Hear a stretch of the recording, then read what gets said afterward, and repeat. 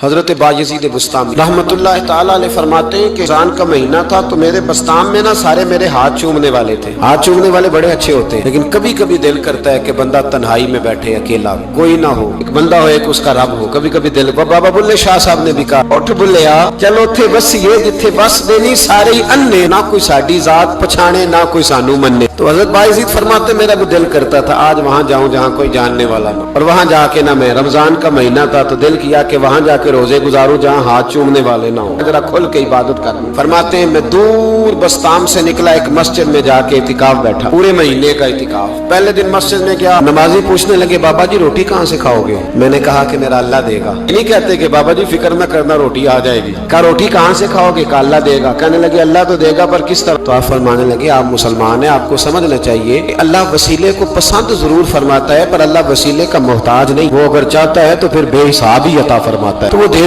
گا انشاءاللہ. کہنے لگے جی دے گا تو صحیح پر کس طرح؟ آپ فرماتے ہیں میں نے سمجھایا، دو نمازیوں کو زور کے وقت سمجھایا تو دو پھر اثر میں پوچھنے لگ گئے کہ بابا جی ادھر ہی رہنا ہے پورا مہینہ؟ کہا ادھر ہی رہنا ہے. تو روٹی نے کہا اللہ دے گا. انہوں نے بھی پوچھا کیسے؟ ان کو بھی میں نے سمجھایا. وقت ہو گیا مغرب کا تو دو تین نمازی پھر پوچھنے لگ گئے حجی ہے، نمازی ہے، صوفی درویش قاری ہے، پر یہ بتا کہ تیرے من کا تعلق بھی جڑا ہوا کہ نہیں؟ تیرے اندر سے آواز بھی توکل علی اللہ کی آتی ہے کہ نہیں؟ یہ بھی تو غور کرنا. حضرت بایزید کہتے ہیں میں تنگ آ گیا. میں نے معلوم کیا کہ یہ ساتھ ہر کس کا ہے؟ بتایا گیا یہودیوں کا ہے. میں نے کسی ذریعے سے ان سے رابطہ کیا یا میں خود چلا گیا. میں نے ان سے رابطہ کر کے کہا کہ تمہارے گھر میں کوئی کام کاج کرنے والی عورتیں تو ہوں گی؟ کہا ہیں. میں مجھ سے پیسے لے لو، بس 2 روٹیاں سویرے مل جائیں سحری میں، 2 شام کو مل جائیں. میں سرکے سے کھاؤں یا کسی چیز سے تناول کروں، 2 روٹیاں مجھے صبح شام پیسے لے لو. ماتے وہ مان گئے. اب میرا دل کرتا تھا کوئی نمازی مجھ سے سوال کرے تو میں ذرا اعلان کر دوں کہ میرا بندوبست ہو گیا ہے، میں ذرا اعلان کر دوں کہ میرا بندوبست. حضرت نے کہہ بھی دیا لا الہ الا اللہ تو کیا حاصل، دل و نگاہ اگر مسلمان نہیں تو کچھ بھی نہیں. فرماتے میں ایک نمازی نے اثر میں پوچھ لیا کہ بابا روٹی، تو میں بول پڑا، میں انتظار میں تھا. میں بولا، میں نے کہا نمازیوں، حاجیوں، درویشوں،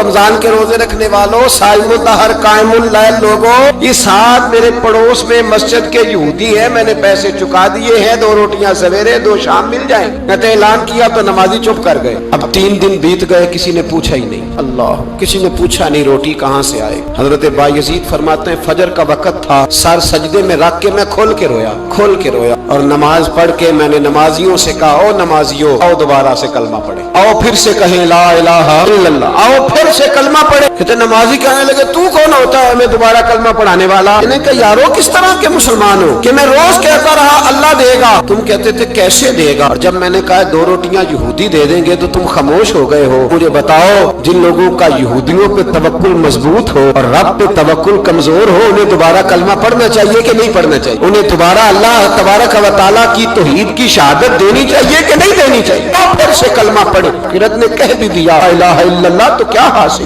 تو نگاہ اگر مسلمان نہیں تو کچھ بھی نہیں. کلندر لاہوری بول کے کہنے لگے جو میں سر بسجدہ ہوا کبھی تو زمین سے آنے لگی صدا، تیرا دل تو ہے صنم آشنا، تجھے کیا ملے گا نماز میں؟ بھائیو اخلاق کی پہلی سیڑھی یہ ہے کہ تیرا اپنے رب پہ بھروسہ کتنا ہے. تیرا انویسٹر پہ بھروسہ زیادہ، ٹریڈ پہ بھروسہ زیادہ، لیڈر پہ بھروسہ زیادہ، تیرا انڈسٹری کے مالک پہ بھروسہ زیادہ ہے کہ اللہ پہ بھروسہ زیادہ؟ اور دوسری سیڑھی اخلاق حسنہ کی ہے شکر کرنا. ہمارے یہاں نا دکھوں پہ فوکس ہے کہ جسے پوچھے کیا حال ہے تو اس کے وجود میں 360 ہڈیاں ڈاکٹر بتاتے بھائی صاحب طبیعت کیسی ہے؟ کہتے ہیں یہ گھٹنا بڑا درد کرتا ہے. اللہ کے بندے 359 ٹھیک ہے نا تیری، ان کا بھی ذکر کر. ایک ٹھیک نہیں تو اس کا نام لے لیا، کہتا ہے گھٹنا بڑا درد کرتا ہے، تو باقی ساری ٹھیک ہے نا، ان کا ذکر ہی نہیں کیا. حضرت رابعہ بصریہ رحمت اللہ علیہا پڑوس میں ایک نوجوان رہتا تھا، جو ہمارے دائیں بائیں لوگ رہتے ہیں نا جن کے ساتھ بچپن گزرتا ہے بندہ جانتا ہے. تو نوجوان ایک دن گھر سے باہر نکلا، اماں جی اسے بڑا پرانا جانتی تھی. باہر نکلا تو سر پہ اس نے سرخ رنگ کی پٹی باندھی. اماں جی کہنے لگے بیٹے خیریت ہے؟ وہ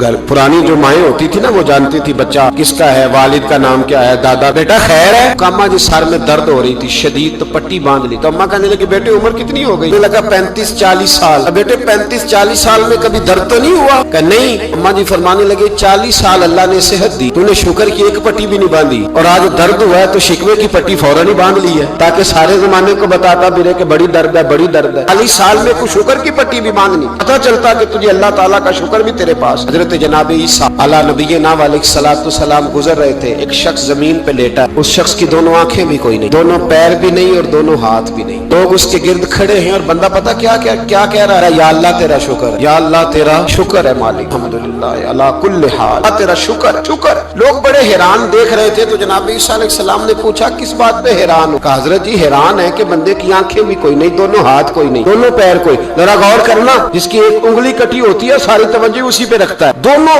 ہاتھ ہی نہیں، دونوں پیر ہی کوئی نہیں، آنکھوں سے نابینا، اللہ شکر ہے۔ لوگ عرض کرنے لگے حضور اس بندے کے حال پر حیران ہے کہ آنکھیں بھی کوئی نہیں، ہاتھ بھی نہیں، پیر بھی، شکر پکار رہا۔ جناب عیسیٰ قریب گئے اور اس کے کان کے ساتھ منہ لگا کے کہنے لگے کس بات پہ شکر کر رہے ہو؟ ہاتھ ہے نہ پیر ہے نہ آنکھیں ہیں۔ کہنے لگا حضور کوئی عرض نہیں، ہاتھ نہیں، آنکھیں نہیں، پیر نہیں، بیوی نہیں، بچے نہیں، گھر نہیں، اور شکر ہے اللہ تعالیٰ کا، اس نے مجھے ایمان کی دولت عطا فرمائی ہوئی۔ حضور میں صاحب ایمان ہوں، شکر کی بات نہیں کہ اتنے سارے کافروں میں کلمہ پڑھتا ہوں۔ حضور آپ پوچھ رہے ہیں شکر کس بات کا، ان لوگوں کو بتائیں کہ جس کے سرانے اللہ کے نبی جناب عیسیٰ علیہ السلام کھڑے ہو وہ شکر ادا نہ کرے۔ میں بڑا شکر نہیں کہ میں جناب عیسیٰ کا کلمہ پڑھتا ہوں، میں اللہ تبارک و تعالیٰ پہ ایمان رکھتا ہوں، یہ مقام شکر نہیں؟ تو بھائی شکر کا مقام ہے، دوسرا اخلاق ہے، تیسرا صبر کرنا۔ ہمارے ہاں صبر پتہ کیا ہے؟ کسی کے گھر میں کسی کا انتقال ہو گیا تو مہینہ بعد سینہ کو بھی ہوئی معاذ اللہ، تو نے کفریہ جملے بولے، بڑا کچھ کہا، بڑا کچھ، مہینے کے بعد پوچھا کیا حال ہے، کہتے صبر آ گیا۔ یہ صبر نہیں آیا، یہ زخم صحیح ہو گیا ہے۔ صبر کس کو کہتے ہیں؟ مسلم شریف میں نبی پاک علیہ السلام کا فرمان ہے، فرمایا انما صبرهم عند الصدمۃ الاولى، فرمایا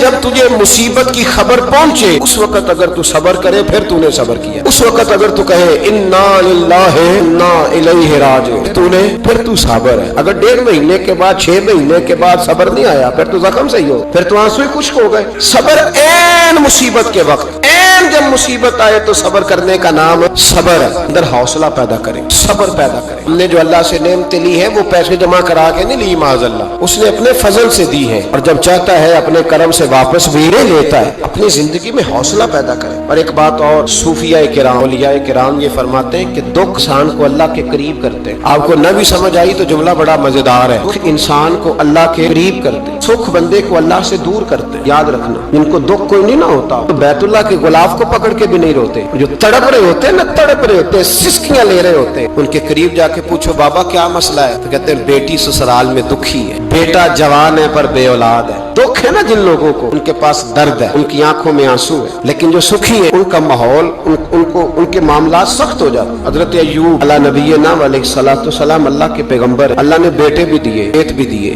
بہت زیادہ جانور بھی دیے، بڑی دولت، بڑا کچھ، رب آزماتا بھی ہے، اس کا نظام ہے، جتنا کہ اس کے قریب ہوتا ہے اتنا ہی زیادہ آزماتا ہے۔ فرشتے عرض کرنے لگے مولا جناب ایوب، اللہ کریم نے فرمایا یہ میرا دوست ہے، ایوب میرا نبی ہے، میرا پیغمبر ہے، میرا دوست ہے۔ تو فرشتے عرض کرنے لگے مولا جو اس کو اتنا نواز دے اس نے دوست تو بننا ہی ہوتا ہے۔ ایک روایت میں 7 بیٹے، ایک میں 14 بیٹے، کھیت کھلیان باغ بڑا کچھ، تو دوست تو بننا ہے۔ تو رب کریم نے فرمایا جاؤ ازما لو جا کے۔ کون کہہ رہا ہے؟ یاری تیری سونا تے ازمائشاں تیریاں اگ، اے سونا پرکھیا جاوندا ہی پہلو نال اگاں دے لاتا ازما لو۔ تے آ گئے، دن میں سارے باغ اجڑ گئے، جل گئے کھیت۔ ایک دن لگا، بننے میں وقت لگتا ہے، اجڑنے میں وقت نہیں لگتا۔ ایک دن لگا تو جانور ایک بیماری سے سارے مر گئے۔ جناب ایوب گھر سے باہر نکلے، واپس آئے تو ساری اولاد کی لاشیں پڑی۔ بڑا مشکل مسئلہ ہے، لیکن زبان پہ ایک ہی لفظ ہے انا للہ انا الیہ راجعون۔ حضرت ایوب صبر سے، حوصلے سے، اطمینان سے۔ اس پر بس نہیں، اللہ کے نبی پیغمبر ہاں تو جو 5 نمازیں پڑھتا ہے وہ کہتا ہے مجھے بخار کیسے ہو گیا، حالانکہ میں نمازی ہوں، میں تو روزانہ صبح قرآن شریف کھولتا ہوں، پھر بھی حضرت جی میرے گھر کے اندر بیماری کا کیا لینا دینا۔ حضرت ایوب بیمار ہو گئے، 1 2 3 4 ہفتے، مہینے، سال نہیں، 16 سال بیت گئے بیمار، 16 سال بیت گئے، 16 سال۔ حضرت ایوب علیل ہے۔ ایک دن زوجہ قریب آئیں تو کہنے لگی آپ اللہ کے نبی ہیں، آپ جو بھی دعا کریں مالک قبول فرما لیتا ہے، دعا کریں آپ کو شفا دے دے۔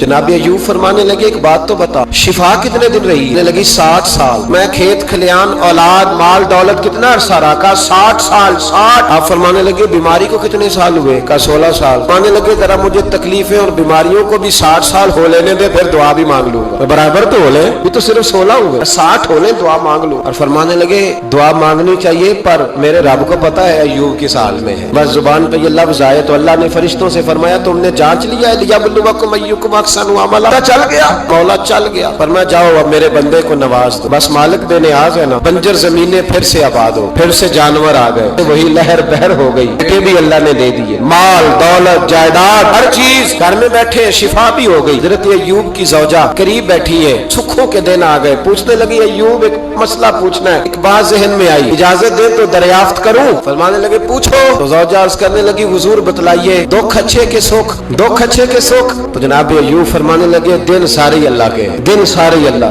दुखी रखे तब भी मेहरबानी, सुखी रखे तब भी फजल उसी के है। पर अगर मेरे दिल का हाल पूछे ना तो दुख बड़े अच्छे थे, बड़े अच्छे थे वो दुख। कहा हुजूर दुख अच्छे थे? जनाब अय्यूब फरमाने लगे जब मैं बीमार था तो मेरा रब 24 घंटे में एक दफा मेरा हाल पूछा करता था। रब पूछता था अय्यूब तेरा क्या हाल है? रब पूछता था, खुदा खुद मीरे मजलिस बू, अल्लाह पूछता था। फरमाते 12 घंटे इस मजे में गुजर जाते थे कि मेरे रब ने मेरा हाल पूछा है। 12 घंटे इस कैफ में बीत जाते कि अल्लाह ने हाल पूछा। फरमाया अगले 12 घंटे में इंतजार करता रहता था कि रब दोबारा कब हाल पूछेगा। फरमाया 24 घंटे में एक दफा पूछता था। दुआर उम्र दराज मांग के लाए थे 4 दिन, दो आरज़ू में कट गए तो इंतजार में। तो फरमाते हैं बस ये इस तरह हाल गुजर जाता था। फरमाने लगे शिफा तो हो गई, सेहत तो हो गई, खेत खलियान तो हो गए, पर अब मेरा रब मेरा हाल तो नहीं ना पूछता। सब्र करना सीखे, हौसला पैदा करें। छोटी छोटी बातों पे, छोटे छोटे मामलात पे रोने लगना और छोटी छोटी चीजों को आड़ बनाकर नाशुक्री कर, सब्र पैदा करें।